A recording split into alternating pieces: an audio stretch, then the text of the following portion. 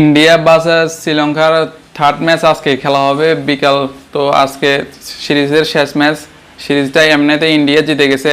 তো তার সাথে শ্রেয়াস আইয়ার আর রোহিত শর্মা আসতেছে ওডিআই খেলার জন্য। তারা দুজন যোগ দিবে, ওডিআই খেলবে। তো আজকের ম্যাচের টি-20 তৃতীয় নাম্বার ম্যাচ আজকের ম্যাচটা, মানে সিরিজ তো ইন্ডিয়া এমনিতে জিতে গেছে। তো এখন শুধু ম্যাচটা খেলবে আর শুধু হোয়াইট ওয়াশ করার ফেলা। হোয়াইট ওয়াশটা শ্রীলঙ্কাকে যদি করে ফেলে তাহলে শ্রীলঙ্কার মান সম্মানটা কিছু থাকবে না। তো শ্রীলঙ্কা তার হোয়াইট ওয়াশটা বাঁচানোর চেষ্টা করবে, বাঁচানোর সম্ভাবনা কম, যদিও তারপরেও তারা চেষ্টা করবে। তো ইন্ডিয়া শ্রীলঙ্কাকে চাইবে যে আজকে হোয়াইট ওয়াশটা করে দিতে। হোয়াইট ওয়াশটা করে তাদের মানে সিরিজটা এমনিতে জিতে গেছে, কাপ নিয়ে উদযাপন করবে। তো মান সম্মানটা সব শ্রীলঙ্কা শেষ হয়ে যাবে আজকে।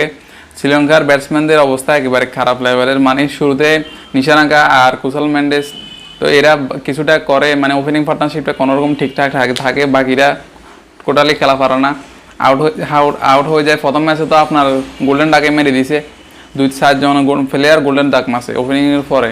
তো মিডল অর্ডার ব্যাটসম্যানরা গোল্ডেন ডাক মেরে আউট হয়েছে। মানে শ্রীলঙ্কার ব্যাটসম্যানদের অবস্থা একেবারে বাজে লেভেলের, খারাপ। তো ইন্ডিয়া আছে দুর্দান্ত ফর্মে, দুর্দান্ত লেভেলের আছে ইন্ডিয়াকে মানে কেউ থামাতে পারতেছে না। তারা হয়ে গেছে আর্জেন্টিনার মতো। ইন্ডিয়া টি-20 ওয়ার্ল্ড কাপ জিতে নিছে। ইন্ডিয়ার এবার একটার পর একটা কাপ জিতা হবে, সামনে আরও ভালো কিছু হবে ইন্ডিয়া। সিনিয়র ক্রিকেটাররা বিদায় নেওয়ার পর ইন্ডিয়ার অনেকেই ভাবছে যে তাদের খারাপ যাবে, ক্রিকেট তেমন একটা ভালো হবে না। যদি জুনিয়র প্লেয়াররা যোগ দিছে তো সেটা তাদের ভুল ভাবনা।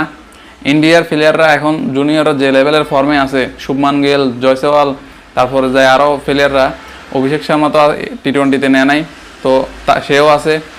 তো এরা মানে দুর্দান্ত লেভেলে খেলতেছে। হার্দিক পান্ডিয়া, সূর্যকুমার যাদব ক্যাপ্টেন, সে ভালো ক্যাপ্টেন্সি করতেছে, যেমন ক্যাপ্টেন্সি তেমন তার ব্যাটিং। তো তাদেরকে কেউ থামাতে পারছে না, থামাতে পারবেও না। সামনে তারা আরও ভালো কিছু করবে। তো এখন সিরিজটা জিতে নিলেও এরপরে ওডিআইটা জিতবে, শ্রীলঙ্কাকে ওডিআইটাও হারাই দিবে।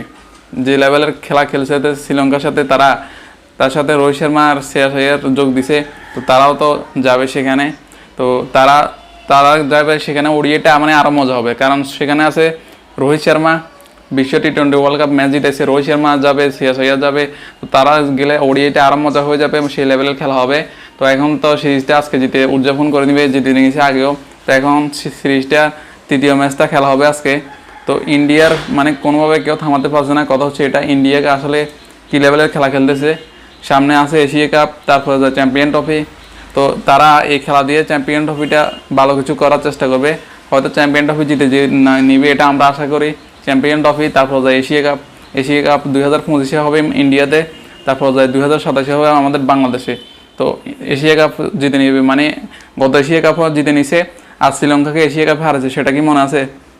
শ্রীলঙ্কাকে এশিয়া কাপ হারাই দিছে, আর শ্রীলঙ্কাকে যে 50 ওভারে প্যাকেট করে দিছে সেই কথা তো আমরা বলি নাই। মানে 50 ওভারে প্যাকেট করে যে তাদের বিদায় করে দিছে সেই ম্যাচটা।